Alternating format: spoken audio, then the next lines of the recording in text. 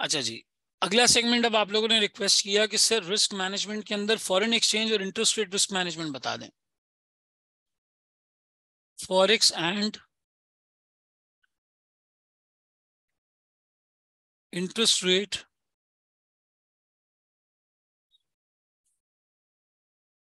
Risk management, ठीक है sir. इसमें हमारे पास अगर मैं फॉरेक्स की बात करूं तो फॉरेक्स के अंदर हमारे पास प्राइमरीली कितने मेथड्स हैं। फॉरेक्स के अंदर सर हमारे पास फॉरवर्ड कॉन्ट्रैक्ट होता है, हमारे पास फ्यूचर्स होता है, हमारे पास मनी मार्केट हेज होता है,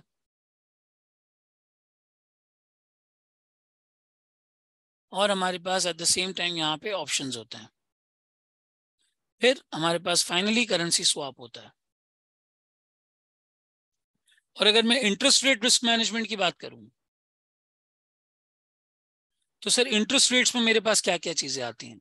इंटरेस्ट रेट्स में मेरे पास आता है फॉरवर्ड रेट अग्रीमेंट,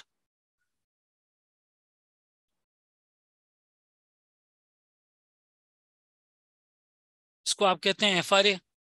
इधर होते हैं हमारे पास शॉर्ट टर्म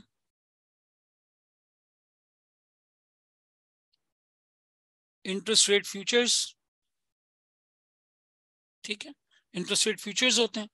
और हमारे पास यहाँ पे होता है इंटरेस्ट रेट ऑप्शंस,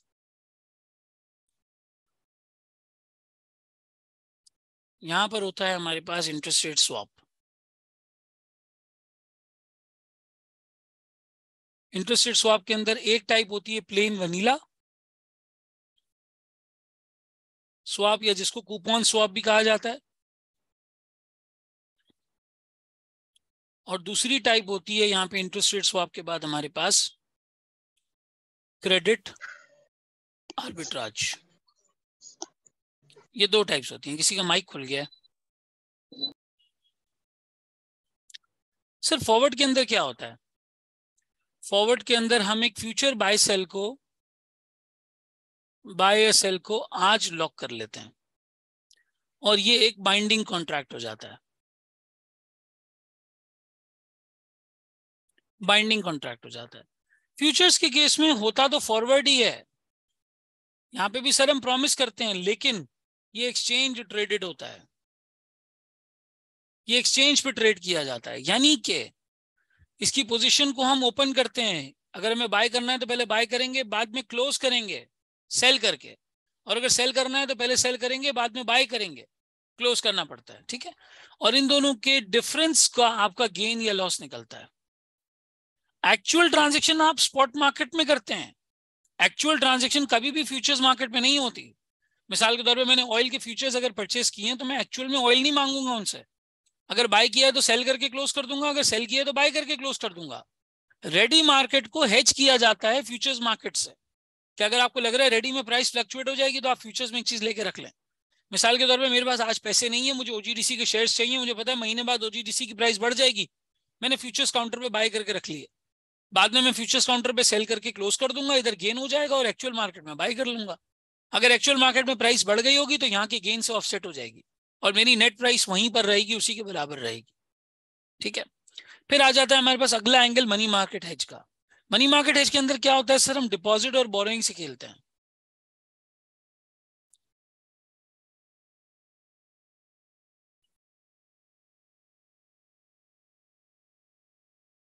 यहाँ पे हम डिपॉजिट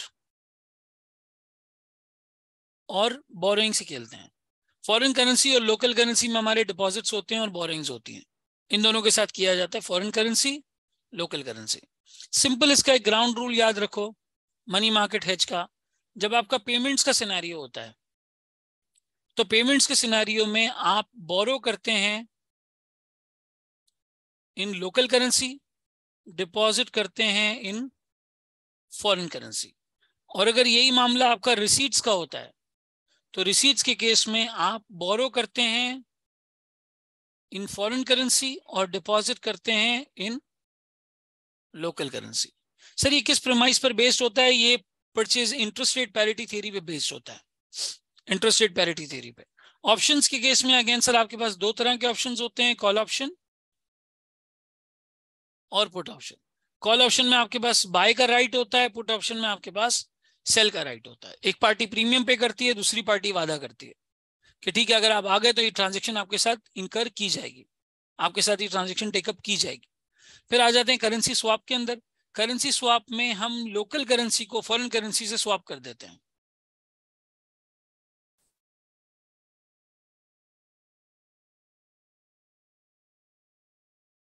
विद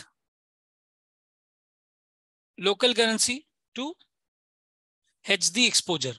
यहाँ पे जो आपका रेट तय होता है वो स्टार्ट में रेट तय हो जाता है और रीपेमेंट का रेट तय होता है। बाकी ड्यूरिंग द पीरियड जिसका जो इंटरेस्ट बन रहा होता है वो पे कर रहा होता है। मिसाल के तौर पे मुझे पैसों की जरूरत है, मैंने यूएस में बॉन्ड्स इशू किए, कंपनी मेरी लंदन में है, डॉलर में मैंने बॉन्ड्स इशू किए हैं। अब डॉलर में बॉन्ड्स इशू कर दिए, डॉलर में रीपे करना है, डॉलर में इंटरेस्ट पे करना है, डॉलर की मेरे ऊपर एक एक्सपोजर आ चुका है, डॉलर का एक एक्सपोजर आ चुका है। मैंने क्या किया, एक लोकल बैंक के साथ उसको स्वैप करा लिया पाउंड्स के केस में। वो बैंक का एक कस्टमर अमेरिका में था, उसने लोकल करेंसी डॉलर ले ली, मैंने लोकल करेंसी पाउंड ले ली। हम दोनों ने अपनी फॉरेन करेंसीज को आपस में स्वैप कर लिया। ये सब बैंक कराता है, आपको ढूंढना नहीं होता काउंटर पार्टी को, बैंक ढूंढ के आता है आपके लिए काउंटर पार्टी को। बैंक ने काउंटर पार्टी ढूंढी, आपने दोनों ने चीजों को जो है वो एक्सचेंज कर लिया। अब इंटरेस्ट आप अपना अपना पे करते रहेंगे, इवेंचुअली रीपेमेंट हो जाएगी प्रिंसिपल की आपस में। Sir over the counter exchange traded का भी बता दें। देखो ओवर द काउंटर का मतलब होता है जो दो पार्टीज के बीच में म्यूचुअल कंसेंसस से बात अग्री हो रही है। एक्सचेंज ट्रेडेड का मतलब होता है कि आप किसी एक्सचेंज पर किसी कॉन्ट्रैक्ट को ट्रेड कर रहे हैं। मिसाल के तौर पे जैसे फ्यूचर्स एक्सचेंज है। ऑप्शंस भी दो तरह के होते हैं, ओटीसी, आप और मैं दोनों मिलके bespoke अपनी बातचीत से, निगोशिएशन से एक ऑप्शन को तय कर लेते हैं। और एट द सेम टाइम इसके बरक्स अगर देखो दूसरी एंड पे, तो इसका दूसरा एंड ये हो सकता है कि आप और मैं एक दूसरे को नहीं जानते, हमारे बीच में एक एक्सचेंज है, आप स्क्रीन पे बाय का बटन दबा रहे हैं, मैं स्क्रीन पे सेल का बटन दबा रहा हूँ। पैसे लेने देने करने की सारी जिम्मेदारी एक्सचेंज की होती है। अनवर कहते हैं sir what should be the criteria for deciding among preferred hedge in an open case, always create confusion. भाई तुम सब में कैलकुलेट कर लो ना क्या नंबर बन रहा है, सब में मिला के कैलकुलेट कर लो। जिस हेज में सबसे कम तुम्हारा अमाउंट बन रहा है पेमेंट का या ज्यादा अमाउंट बन रहा है रिसीट का, उस हेज ऑप्शन को ले लो। कौन सा हेजिंग ऑप्शन बेहतर है तो कैलकुलेट करके पता चलेगा, ऐसे तो नहीं पता चलेगा नाम से कि क्या बेहतर है हमारे लिए। देखो क्या रेट्स हैं, बैंक क्या ऑफर कर रहा है, एक्सचेंज क्या ऑफर कर रहा है, क्या आगे एस्टिमेट्स हैं, एनालिस्ट क्या देख रहे हैं, आगे क्या होगा क्या नहीं होगा, ये सारी चीजें इवैल्यूएट कर लो। फिर जो ऑप्शन बेहतर है हेजिंग का वो ऑप्शन ऑप्ट कर लो। समझ आता है। फॉरेन एक्सचेंज रिस्क मैनेजमेंट के हवाले से किसी का कोई सवाल, फिर हम इंटरेस्ट रेट पर आ जाते हैं।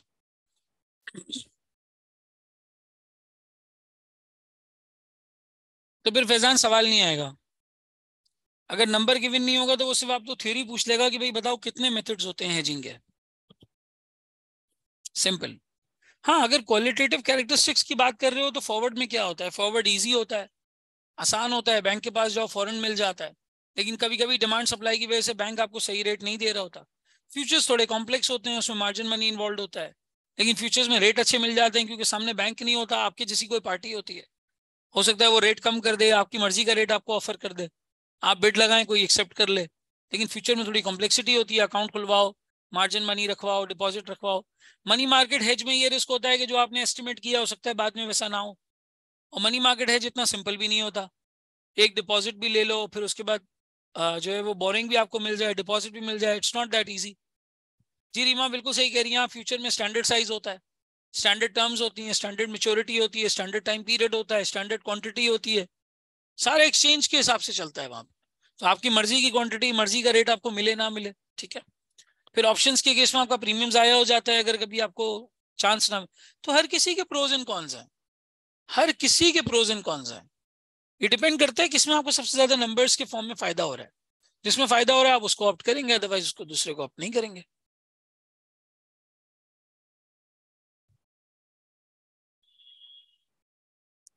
क्लियर होती है बात, एवरीवन गेट्स इट। चलो अब एक और सिचुएशन देखते हैं। अब इंटरेस्ट रेट रिस्क मैनेजमेंट की बात कर लो।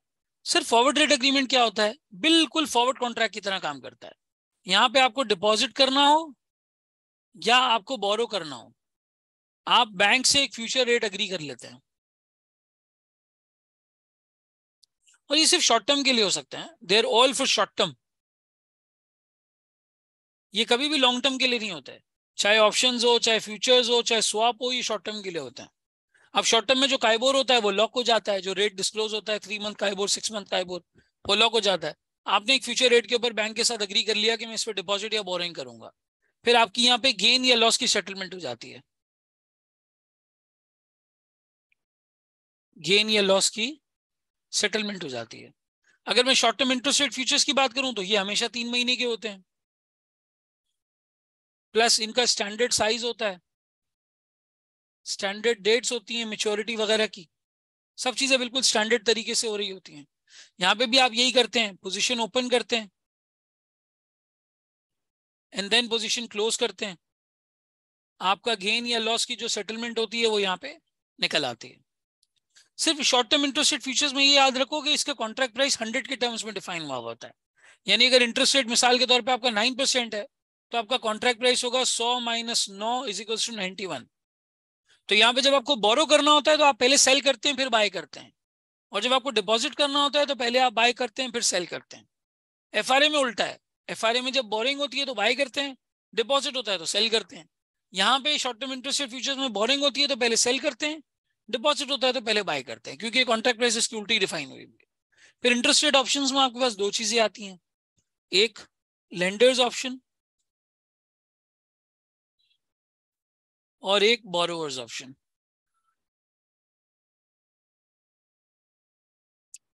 सर लेंडर्स ऑप्शन के अंदर यही है, अगर आपका रेट मार्केट में कम है, आपको डिपॉजिट करना है ना, इक्विटी डिपॉजिट का है, और ये केस बोरोइंग का है। अगर मार्केट में बोरोइंग महंगी मिल रही है, ऑप्शन में सस्ती है, तो ऑप्शन एक्सरसाइज कर लो। अगर मार्केट में इंटरेस्ट रेट कम है, ऑप्शन में ज्यादा मिल रहा है, तो डिपॉजिट के केस में ऑप्शन एक्सरसाइज कर लो। अदरवाइज मार्केट में ट्रांजेक्शन कर लो, ऑप्शन को लैप्स होने दो, जाने दो ऑप्शन को, कोई मसला नहीं है, जाने दो। फिर इसी तरीके से इंटरेस्ट रेट स्वैप होता है। प्लेन वनीला स्वैप किसको कहते हैं? सर मिसाल के तौर पे एक पार्टी वन है, उसके पास फिक्स्ड है लेकिन जो उसकी विश है वो वेरिएबल की है।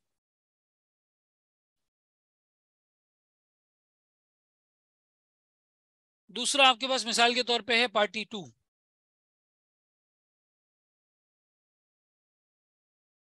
इनके पास जो है वो वेरिएबल है इंटरेस्ट रेट, लेकिन जो इनकी विश है वो है फिक्स की। इनको लग रहा है इंटरेस्ट रेट ऊपर जाएंगे तो ये फिक्स कराना चाह रहे हैं, उनको लग रहा है नीचे आएंगे तो वो वेरिएबल कराना चाह रहे हैं। तो इन दोनों को बैंक आपस में कोऑर्डिनेट करवाता है। बैंक कोऑर्डिनेट करवाता है, और A versus party one versus party two, इनका एक नोशनल अमाउंट के ऊपर, लोन के नोशनल अमाउंट के ऊपर स्वैप हो जाता है।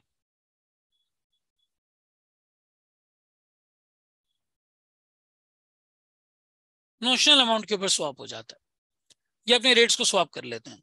सर क्रेडिट आर्बिट्राज में क्या होता है जो दूसरा है? क्रेडिट आर्बिट्राज में एक पार्टी वेरिएबल पे लोन लेती है और दूसरी पार्टी फिक्स पे लोन लेती है, और फिर ये आपस में इसको स्वैप कर लेते हैं और सेविंग्स को आपस में डिवाइड कर लेते हैं। अरेंजमेंट को ऐसे सेट करते हैं कि इनको आम हालात में जो ये लोन ले रहे थे, पहले देखा जाता है कि भाई आप नॉर्मली लोन किस तरह से ले रहे थे, नॉर्मली जिस तरह लोन ले रहे थे उस तरह ना ले, एक पार्टी वेरिएबल ले ले एक पार्टी फिक्स ले ले, और टोटलिटी में कंबाइन इनकी जो इंटरेस्ट कॉस्ट होती है वो कम हो जाती है। Combine interest cost less than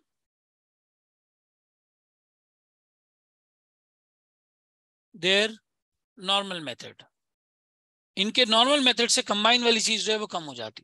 तो यहां पे इनके पास आती है सेविंग। क्रेडिट आर्बिट्राज होता ही ऐसी अरेंजमेंट सेट करने के लिए है, ऐसी अरेंजमेंट सेट करो कि आपके पास सेविंग निकल के आए। आपके पास क्या निकल के आए? सेविंग निकल के आए। उस सेविंग को ये आपस में डिस्ट्रीब्यूट कर लेते हैं। ये आपके फॉरेक्स के 4 मेथड्स करेंसी की साइड पे, और आपके ये इंटरेस्ट रेट रिस्क मैनेजमेंट के 4 methods interest rate risk management की साइड पे। ये 8-9 मेथड्स हैं जो टोटलिटी में हमारे फॉरेक्स के केस में जो है वो फॉल कर रहे होते हैं।